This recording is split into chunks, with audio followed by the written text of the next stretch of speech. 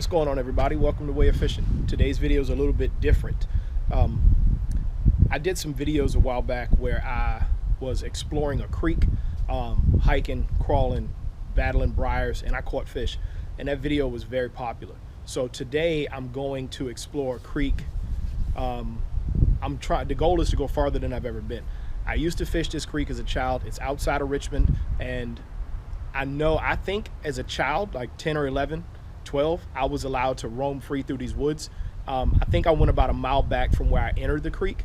I went back last year, and the big section of it was dry. We deal with a lot of hurricanes in Richmond, and the creek flooded really bad, and it brought sediment and trees in, and that changed the flow of the creek. Today's goal is to go, I know the point at which I've gone. Today's goal is to go even further than that and be back before dark. I think the forecasted high is supposed to be about 43.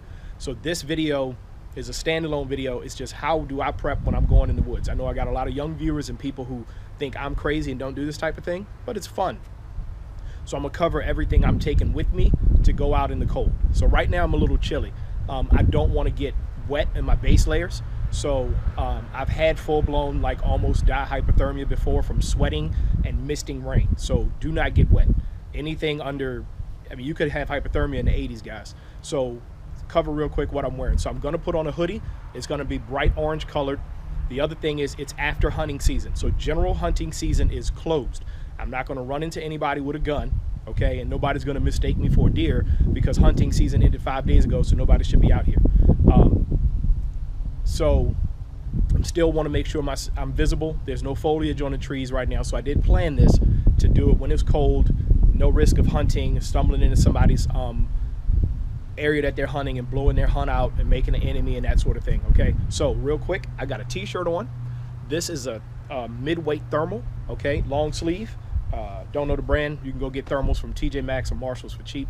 On top of this, I'm gonna put a hoodie. I'm also gonna bring a jacket, okay, so that allows me to back layers off because I'm gonna be hiking and busting trail, so I could get really warm even though the temperature's not even gonna hit 45 today, I don't think.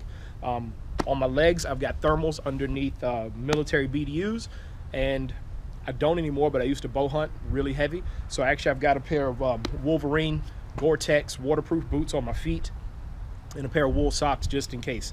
Wool keeps its properties of keeping you warm when it gets wet. Wool keeps you warm even if wool gets wet. Don't wear cotton ever if there's a risk of getting cold. Don't wear cotton. Cotton is not your friend.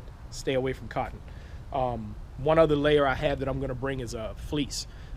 Real quick trick to having base layers and all is I go to closeout stores, Marshalls, TJ Maxx, Rugged Warehouse, and I buy fleece pullovers that are too small. They fit snugly, and what it is basically is another thermal layer that's against my body. You can get them for dirt cheap. They get wet, they dry quick. You haven't lost any money if you tear them. You can ball them up, put them in the deck of the boat, put them in a backpack, what have you. And the other thing for your legs is a pair of flannel or fleece pajama pants. Fleece pajama pants are like the slickest little trick to a base layer for your legs. Dirt cheap, get them at TJ Maxx. They're made out of fleece. They're not going to bother you if they get wet. They're cheap. You can get a bunch of them. Let's cover the gear that I'm bringing. So where I'm going, I know that there are bear. I didn't know at the time, but I stumbled across a bear den a couple years ago there's a little small creek that came in, and I was walking up that creek to see if I could get to like a beaver dam or something. So guys, if you're ever in the woods and you get an overwhelming smell of wet dog, like bears in the wild smell like a dirty, nasty, wet dog. And like where I was at the time, I didn't know this. I didn't know that was a bear smell, but everywhere around me was this pungent, nasty, wet dog odor. And I was like, man, that is horrible. Gosh, that stinks. And I was like, man, must be some beavers. So I backed out. Guy I used to work with who's a real big time hunter. He told me, he said, hey, buddy, that was bear. I said, well, the whole thing, he said, you were standing probably within 5 feet of a bear den. So I know that there are bear where I'm going.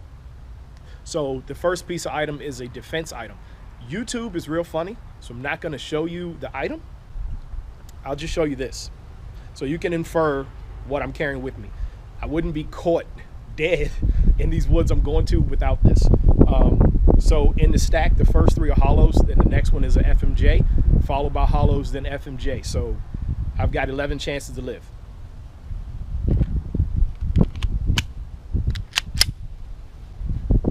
next couple items I'm bringing are my knives. It's dirty. I'm gonna hit the blade up before I go. I keep a lot of knife sharpeners, but I've got 2 of these. These are really good knives. It's a rubber grip. The blade, it's a full, goes all the way through the handle, full tang. The blade's pretty sturdy, but I'm gonna have this on me also. I'll link it below if you guys want any of this, but this stuff is not expensive, and I think a lot of it I picked up at Walmart. This is a SOG, SOG, I call it SOG, Special Operations Gear, Tomahawk, all right? So this comes in real handy. If I find somewhere to fish, I'm probably going to have to make room to actually fish it. So I've had this for years, and I use it for cutting down branches, small trees, opening up areas to walk or either to actually fish. But I got this on a Black Friday deal. It's meant to be thrown. You can use it as an axe. You can use it as a fry. Cold out here, y'all. Woo, that wind chill was rough. But you can use this for a lot of things, This area right here, you can actually hit with it. It's really sturdy. So you could actually use this as a hammer, or even right here. If you miss the strike, the head comes all the way down here. So if you miss it, you're not gonna hit your handle and break it. In my opinion, this was very well built. I would like it if this was rubber. This is a hard Kraton plastic or whatever, but I wish it was rubberized right here. The next one is my baby. This is a Gerber machete. So it's short enough that I don't have to worry about backswinging into my face. It's got a good blade shape. It's easy to swing. If you whack enough branches with this, your wrist will start to hurt, but that's just the nature of using a machete. But this is held up. You can see I use that a lot. This is held up really good. It's got a saw on the back of it, held up really, really, really well. Nice little rope on the handle. And this grip is rubber. Came with a nylon sheath, dirt falling out of it. See, I don't talk about it, I live it. Next to this is just a backup. This is a folding tree saw. Again, it's rusty. This is left over from when I used to bow hunt. This is an Ozark Trail Sierra saw. Not something I really care about, but it does delimb pretty good, especially if you're cutting shooting lanes or casting lanes, which is what I'm doing today. So, adaptation, guys. Being able to take something made for something else and use it for something else. This is all bow hunting equipment that I'm using to fish. So folds in on itself, and I can slide that in a cargo pop. Last thing, magnesium fire stick. Okay, a lot of times when I bow hunted, people, you know, are you going in the mountains? No. Why do you carry all that? Well, I carry it because you never know what's going to happen. There's a real possibility of me getting wet today. If I get wet and I'm 2 miles back on this creek, walking out to the truck is not my best option. Okay, if you get wet and it's cold, your best option is to stop and deal with it at that moment. So if I can start a fire, then I live. If you try to walk out and it's 42 degrees and the wind's blowing and you're wet, base layer through your top layer, you're in trouble, especially if you're by yourself, and I'm by myself. But you are in trouble, okay? Don't ever get in your head, oh, I can do it. No, no, no, no, no, no, no, no. Trust me. When I got hypothermia, I couldn't even start a fire. Okay, if I kept moving, I could use my motor function. As soon as I stopped moving and took my pack off and unzipped it, I was shaking so violently that I couldn't do anything. If I didn't have people with me, I was in serious trouble. I couldn't have started a fire. So don't think that you're gonna get out. Don't think that you're gonna just, oh, I'll get back to the car. I'm standing out here talking to you now. I've got 2 layers on all the way down, insulated shoes and a hat, and I'm cold when the wind blows. If I was wet right now, I'm done, okay? Magnesium fire stick, you can pick this up anywhere. They sell them at Walmart, actually. And then that's where the knives come in handy. Don't use your blade edge, use your back edge. You shave off the magnesium, you hit it with the striker, and chill on it, okay? All I gotta do at that point is find some dry pine cones or some pine resin, and I can start a fire, okay? Any leaves where I'm going, whew, that wind is cold. And then the last thing is you always gotta have a backup for the backup. So on my pocket, I also have a knife. Okay, this is a Ruger lockback, partially serrated blade, plasticized rubber handle, belt clip, easy access. Okay, so I've got more than one knife, I've got more than one saw, I've got an axe, and I've got a machete. All right, I've only got one heavy defense weapon. Like if I drop that, then, and there is actually a bear and I don't have that, I'm toe to toe with a knife. But I'm gonna be making noise. So if you're in the woods and you're in bear country, make noise and hope they go the other way.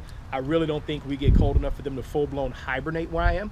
I mean, it was 60-something degrees the other day. There were bugs flying around. So it gets cold, but we don't get hard cold. So comment below, do they still hibernate if the temperature only gets down into the 40s? Occasionally down into the teens, 20s, 30s, but usually like 39, 40-something degrees. Do they hibernate? I don't know, but I'm gonna act like they don't. And I'm gonna carry my stuff that I need to make sure I can get back and upload this video for y'all. See y'all on the next one. Thanks for subscribing.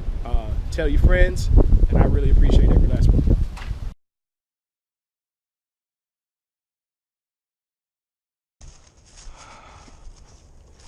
This is rough, guys. This is really rough.